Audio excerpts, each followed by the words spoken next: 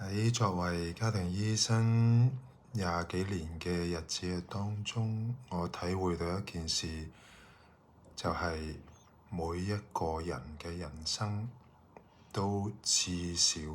有一段曠野嘅路。曠野就係身邊人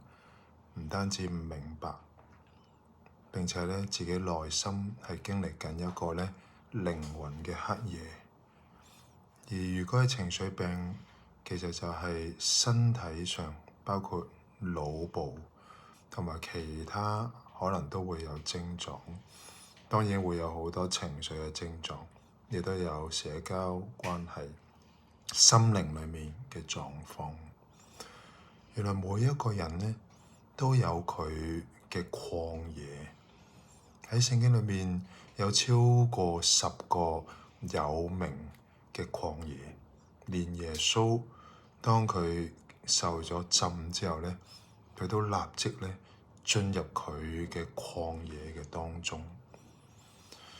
所以當喺一個嘅過程嘅裏面，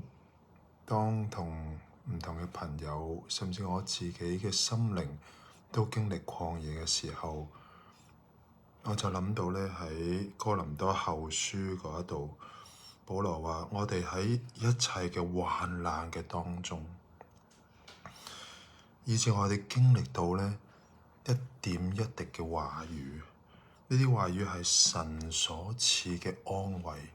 呢種嘅安慰咧，唔係任何我哋可能透過社交媒體或者身邊嘅人，甚至自己嘅正能量所得着嘅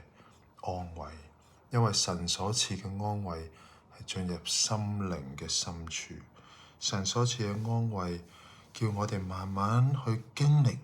去走過曠野嘅時候咧，我哋就能夠咧去安慰造就好多喺我哋身邊或者將來會遇見喺患難裡面嘅人。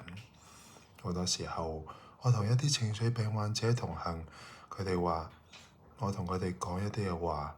就係嗰2-3個鐘離開診室咧，係感到有幫助，就好似一滴水滴喺沙漠裡面，可能之後咧立即就好似已經咧即係撇晒、謝晒。有啲時候佢哋覺得我好似一直原地踏步，但係我會同佢哋分享，當我睇返可能1個月前、2個月前嘅佢，我見到佢有好多嘅進步，我哋都要見到自己嘅進步。